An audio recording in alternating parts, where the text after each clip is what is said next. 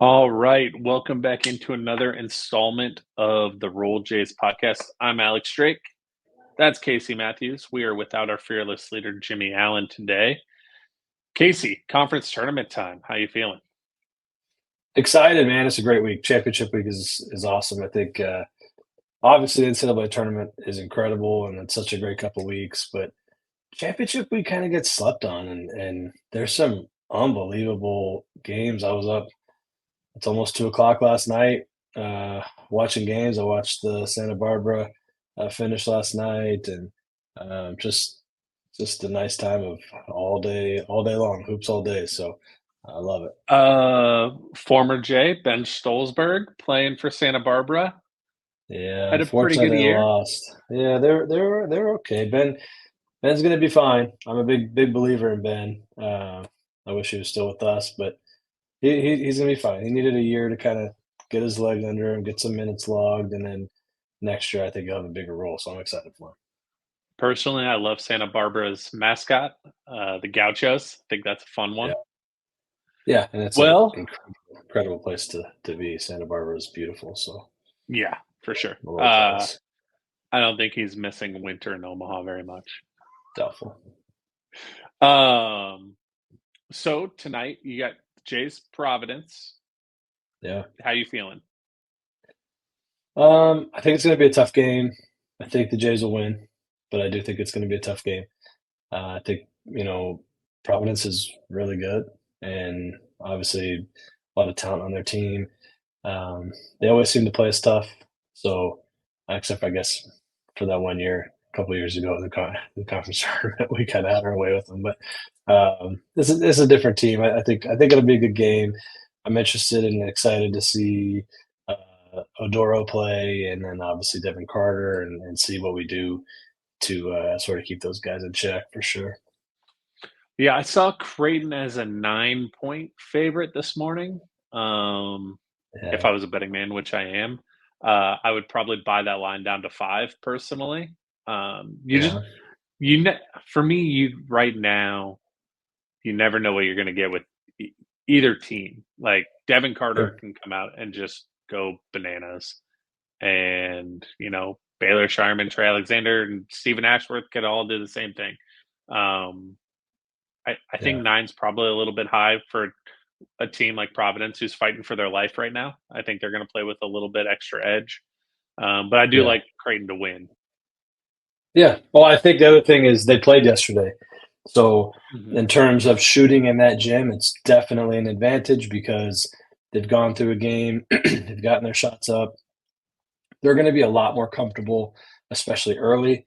And sometimes that matters. Not all the time, but there are definitely times where you can tell that a team has had a game in a gym, which is why we talked about that. Maybe it was on the radio where Yeah, us after the playing St. John's game. against, yeah, us playing against St. John's in the Garden, I think will pay dividends.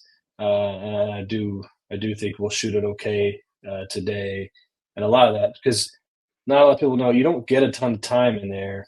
In fact, today I don't. Yeah, they wouldn't have got any time in there today. So and yesterday they practiced over at Baruch College. So um, yeah, there's you just don't get time on the court unless you advance and you make the championship, and then you can get a shoot around in there. But so it's kind of hard to just go in and play a game. But again, that's what we've said a couple times, right? This is the big leagues, and you're getting paid to play the game. So get out there and make some shots and win the game. Yeah, and I think I'm glad you brought this up a couple times, but I don't think people realize more so in basketball than maybe football and baseball. Like playing in a new venue means a lot. The backdrop is different, everything. Like in baseball, every field has a batter's eye, so there's no white behind the pitcher, right? Um, in football, you're really just battling elements. Yeah, the turf's a little bit different, but the mechanics of the game are still always going to be the same. Basketball, especially when it comes to shooting, that backdrop or the lighting in the gym just totally changes the feel of everything. It affects depth perception, all that stuff. So, I Yeah. I was thinking while you were talking about, you don't get a ton of time. Creighton has already played there this year. but is there a residual effect of them not shooting well in there? I would like to think not because they have the experience, but you never Mhm. know. Yeah, So you never know. and It'll be interesting to then see. yeah, you That's a got the winner of special place to play. Marquette. Who does Marquette play? Gosh, who is it? Nova? Yeah, so we got Marquette, Nova. Um, I think. Nova could surprise you, but I think all signs are pointing to having to go get another one against Marquette to have a shot at that championship. Um, Yeah, I think Marquette has enough, even without Kolek, to win tonight. Um, Nova was pushed to the brink last night. If Justin mhm. Moore doesn't become Justin Moore again, Nova loses to DePaul, and that would have been bad for the Jays, just because now Marquette gets to play DePaul, and instead of really playing a team that's physical and a team that has confidence, a team that's won the tournament a lot. I know obviously Jay Wright was at the helm then, but still, like they've got some confidence in that building, and so yeah, Marquette. I mean, I think we kind of dodged a bullet if we can win tonight, and it ends up being Marquette. I think it's going to be a Marquette team that was at least challenged a little bit. Yeah, no, I totally agree. Um, well, where do you want to go from here, Casey? You want to talk about the end of the year awards, or do you want to jump right Yeah, into seeding for March Madness? I want to talk end of year awards, man. So first Okay. of all, congratulations to Ryan Cockburner, three-time Defensive Player of the Year in the Big East. I think it's Alonzo Mourning and Patrick Ewing and Ryan Cockburner, and that's the list. So that's a Are heck you of an accomplishment. amazed by the pushback that one got? Um, yes I've and seen a no. ton of specifically UConn fans upset that Klingon didn't win it. Yeah, I mean, Klingon missed a lot of time during the year, whereas Kalk didn't. Kalk plays almost 40 minutes a game. Yeah, I don't see an argument there. I think Donovan's a heck of a player, but I mean, no. To me, when I look at it, the only other player that could have been in the discussion is Devin Carter, Mhm. and then he won Player of the Year. So I think yeah, too, talking about Kalkbrenner is I don't think there's a media outlet, there's not a coach on this staff, there's nobody, no player on this team that doesn't talk at lengths about how on the defensive end, everything goes through Kalkbrenner. And I don't think there's another player in the country that you could say that about. yeah, And for me, I mean, this team's good enough defensively that if you know everything runs through Ryan at the rim and you're funneling everything to Ryan, and Ryan has one of the toughest jobs in terms of keeping his guy off the glass, but also contesting everybody's shots when they get into the paint.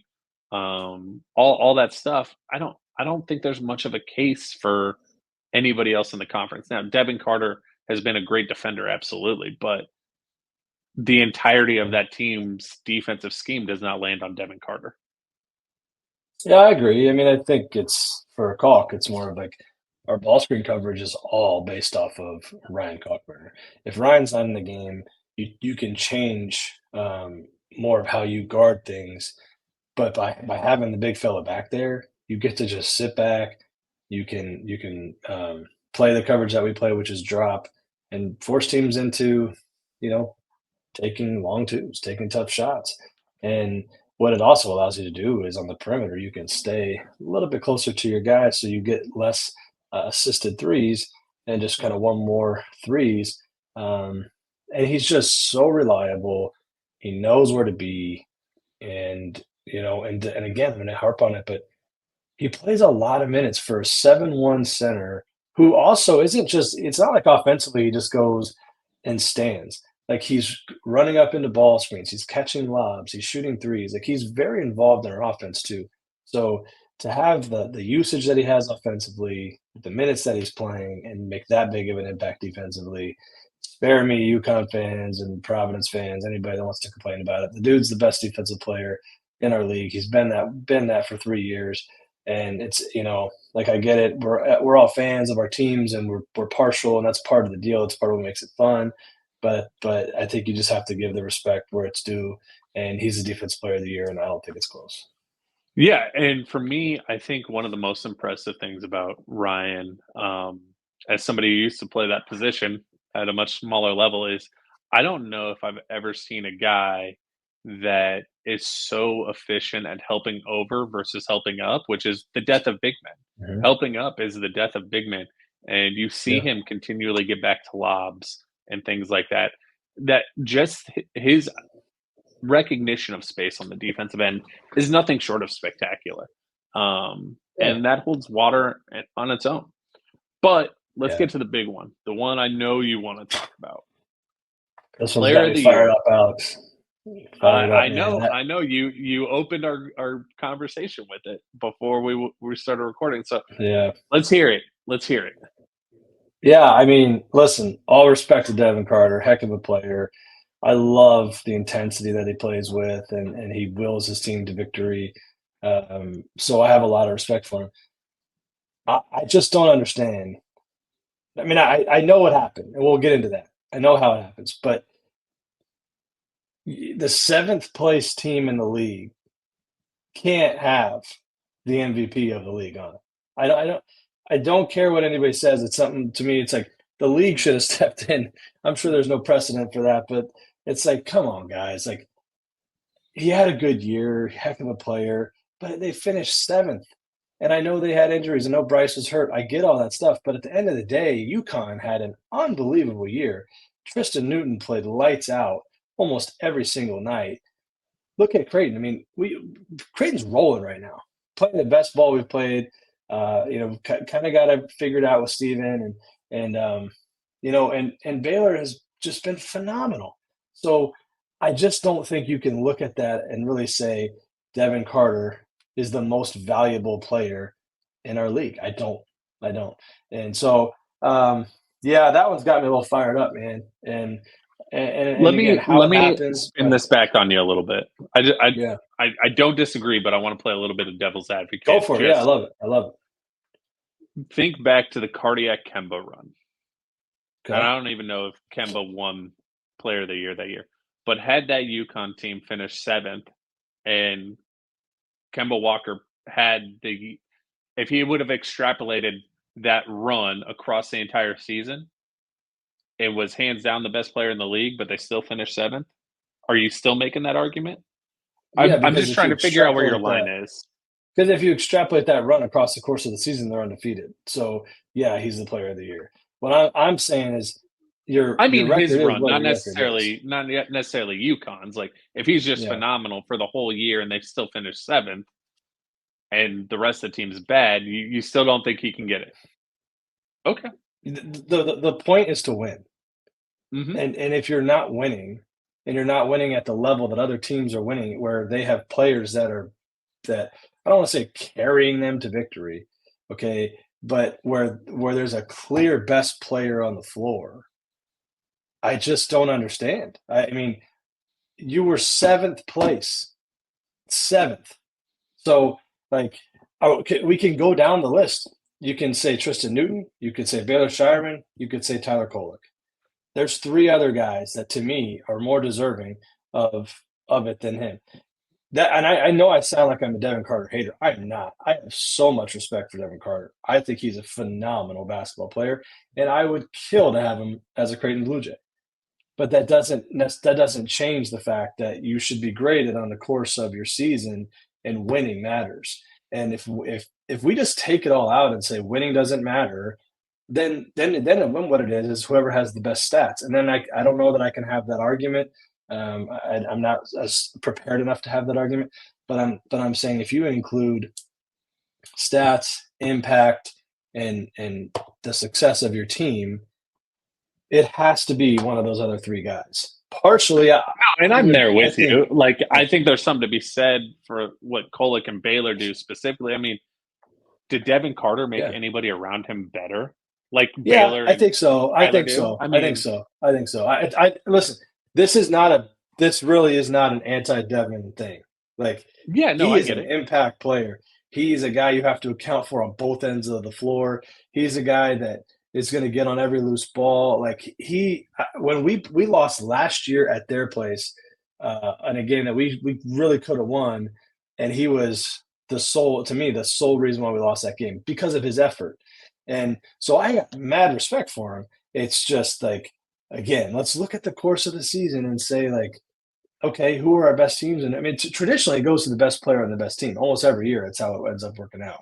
So, like, Mhm. I was thinking it was going to be Tristan Newton, and I'd have no argument there whatsoever. If it's Tyler Kolek, it's I get it, I do, but I still think to me it was a two-man race, Tristan and Baylor. I didn't even like if I had to list for you my top five guys. Yeah, Devin's probably on the top five, but he's definitely not my top three. And so, um, what happens is this, and here's the I get the behind the scenes stuff. It is what it is. But what happens is everybody gets a vote. Every staff gets a vote. And so if you're UConn and you obviously want Tristan Newton to win, you're looking at, well, uh, who's the biggest challenger to Tristan? Well, the answer is clearly Baylor Shireman. So, and you can't vote for your own guy. So who do you vote for? You vote for um, somebody that you don't think can challenge. Yeah. So you vote for Devin Carter. Marquette does the same thing. We do the same thing. And now what happens is all those votes go to Devin Carter and Baylor, Yeah. Tristan, Tyler left out in the cold. So it is what it is, but I hate it. And I hope Baylor has a great game today. And we can And send just it. rubs it in his face. Yeah. I think Baylor's gonna come out hot tonight. And he should. But I hope Yeah. the whole team kinda has to show up like that. Um, Yeah. it'll be Yeah. interesting to watch. Yeah. Um, For sure. No, it'll be a good game. I mean, I hope it's a really good game. I hope we get challenged, but then we respond and get some adversity and respond to some adversity in that building because I do think that can play a huge factor. But I also think we should give a shout out to Trey for second team Big East and oh yeah. Baylor made first team Big East. So heck of a season for those guys. So excited for them to get to tournament play and really be able to kind of show everybody more of Yeah. what they're made of. So Yeah. One quick question and then we kinda gotta roll. yeah. How much does this weekend for Creighton matter in terms of seeding? I told you when I logged in that Creighton on ESPN had them as a 2 seed. A couple weeks ago, we were talking about, 3 seed maybe being the ceiling. Mhm. Are they solidified in that 3 seed with kind of the slide that Kansas has had? Um, I still don't Yeah. think a 1 seed's in play, but how much can they solidify this 2 seed over the weekend, or how far can they drop? Yeah, I think well, some of it's gonna be determined by other teams. Conference tournaments don't traditionally factor in a huge amount, but if like I'd say this, if Creighton wins the whole thing and North Carolina doesn't win the ACC, then I could see Creighton still sneaking in somehow getting a 1. I haven't even looked at it, but I think there's a road there. I think they're pretty safely a 2 as long as we win tonight. If you lose tonight, then you might fall down to the top 3 seed, but I think you win tonight and you can solidify a 2 seed. I really do. But then if you can go beat Marquette and you could be most likely going to be UConn to win the whole thing, gosh, I mean, that's going to be 18 quad one wins. I just don't see how you're not. I don't know. But again, I haven't looked at it in super, super detail, but I would think we'd have a shot, outside shot. Other things have to happen to still get a Yeah. 1 seed. I would say 2 seed. If I was betting, I'd bet on us with a 2 seed, which Yeah, I'm I right there love with that. you. Yeah, for sure. Yep. Well, Casey, thanks for hopping on with me today, impromptu. Catch Jimmy and I on the call tonight after the game. Hopefully, we're celebrating a win on 16-20. And I have to call I in don't know then. why I said that. That's not that. This isn't going to get out before then. So, but we'll have this uploaded. Thanks for joining us, everybody, on the Roll Jays podcast, brought to you by Pixel Fire Marketing. Roll Jays. Do you need a customized online marketing plan and creative campaigns to help scale your business and achieve goals in 2023? Pixel Fire Marketing can not only help you achieve those goals, but we will help you crush them this year. Pixel Fire Marketing lives and breathes digital marketing. Pixel Fire Marketing has experts in strategic content creation, social media marketing, and website development. Check out Pixel Fire Marketing today and attack marketing in 2023.